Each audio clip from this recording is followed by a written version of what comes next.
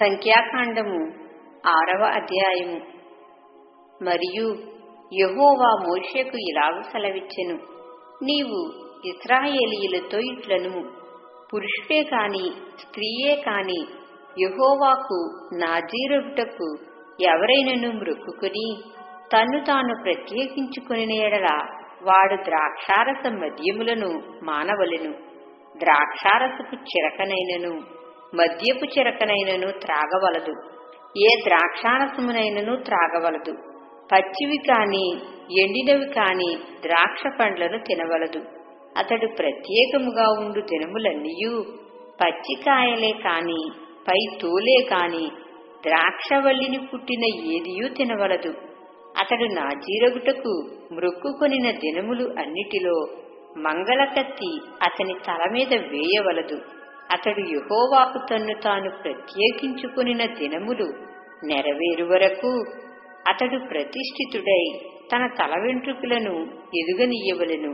అతడు యెహోవాకు ప్రత్యేకముగా ఉండు దినములు అన్నిటిలో ఏ శవమును ముట్టవలదు. తన దేవునికి మీదు కట్టబడిన తల వెంట్రుకలు అతని తల మీద ఉండును కనుక అతని తండ్రి కాని తల్లి కాని సహోదరుడు కాని సహోదరి కాని చనిపోయినను వారిని బట్టి అతడు తన్ను తాను అపవిత్రపరచుకొనవలదు. అతడు ప్రత్యేకముగా ఉండు దినములన్నీయు అతడు యెహోవాకు ప్రతిష్ఠితుడుగా ఉండును. ఒకడు అతని యొద్ద హఠాత్తుగా చనిపోవుట వలన ప్రత్యేకముగా ఉండు వాని తల అపవిత్రపరపబడిన యెడల అతడు పవిత్రపరపబడు దినమున అనగా 7వ దినమున తన తల గొరిగించుకొనవలెను. 8వ దినమున అతడు 2 తెల్ల గొవ్వలనైనను 2 పావురపు పిల్లలనైనను ప్రత్యక్షపు గుడారము యొక్క ద్వారమునొద్ద ఉన్న యాజకుని యొద్దకు తేవలెను. అప్పుడు యాజకుడు ఒక దానితో పాప పరిహారార్థ బలిని 2వ దానితో దహన బలిని అర్పించి వాడు శవము ముట్టుట వలన పాపి అయినందున వాని నిమిత్తము ప్రాయశ్చిత్తము చేసి ఆ దినమున వాని తలను పరిశుద్ధపరపవలెను. మరియు తాను ప్రత్యేకముగా ఉండు దినములను మరల యెహోవాకు తన్ను ప్రత్యేకించుకొని అపరాధ పరిహారార్థ బలిగా ఏడాది గొర్రెపిల్లను తీసుకుని రావలెను. తన వ్రత సంబంధమైన తల వెంట్రుకలు అపవిత్ర పరపబడెను కనుక మునుపటి దినములు వ్యర్థమైనవి. నాజీరు ప్రత్యేకముగా ఉండు దినములు నిండిన తరువాత వాని గూర్చిన విధి ఏదనగా ప్రత్యక్షపు గుడారము యొక్క ద్వారమునొద్దకు వానిని తీసుకుని రావలెను.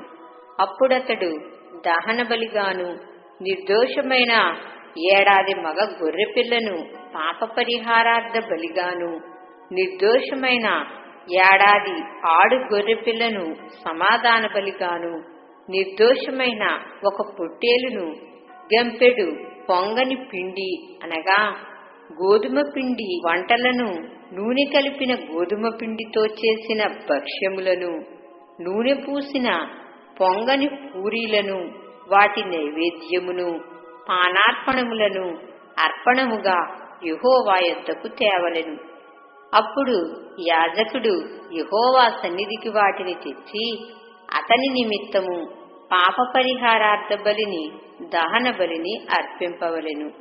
యాజకుడు ఆ గంపెడు పొంగని భక్ష్యములతో ఆ పొట్టేలును యెహోవాకు సమాధాన బలిగా అర్పింపవలెను. వాని నైవేద్యమును వాని పానార్పణమును అర్పింపవలెను. అప్పుడు ఆ నాజీరు ప్రత్యక్షపు గుడారము యొక్క ద్వారమునొద్ద తన వ్రత సంబంధమైన తన తల వెంట్రుకలు గొరిగించుకుని ఆ వ్రత సంబంధమైన తన తల వెంట్రుకలు తీసుకుని సమాధాన బలి ద్రవ్యము క్రింద ఉన్న అగ్నిలో వేయవలెను. మరియు యాజకుడు ఆ పొట్టేలు యొక్క వండిన జబ్బను ఆ గంపలో నుండి పొంగని ఒక భక్ష్యమును పొంగని ఒక పూరీని తీసుకుని నాజీరు తన వ్రత సంబంధమైన వెంట్రుకలు గొరిగించుకొనిన పిమ్మట అతని చేతుల మీద వాటిని ఉంచవలెను. తరువాత యాజకుడు యెహోవా సన్నిధిని అల్లాడింపబడు అర్పణముగా వాటిని అల్లాడింపవలెను. అల్లాడింపబడు బోరతోనూ ప్రతిష్ఠితమైన జబ్బతోనూ అది యాజకునికి ప్రతిష్ఠితమగును. తరువాత ఆ నాజీరు ద్రాక్షారసము త్రాగవచ్చును. మృక్కుకొనిన నాజీరు తన కలిమి కొలది ఇచ్చు దాని గూర్చిన విధియు, అతడు నాజీరై ఉన్నందున యెహోవాకు అర్పింపవలసిన దాన్ని గూర్చిన విధియు ఇదే.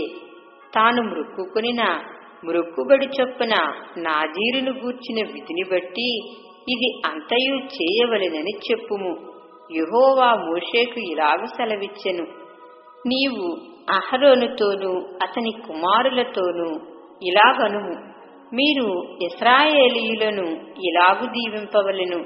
యెహోవా నిన్ను ఆశీర్వదించి నిన్ను కాపాడునుగాక. యెహోవా నీకు తన సన్నిధిని ప్రకాశింపచేసి నిన్ను కరుణించునుగాక. యెహోవా నీ మీద తన సన్నిధి కాంతి ఉదయింపచేసి నీకు సమాధానము కలుగుచేయునుగాక. అట్లు వారు ఇశ్రాయేలీయుల మీద నా నామమును ఉచ్చరించుట వలన నేను వారిని ఆశీర్వదించెదను.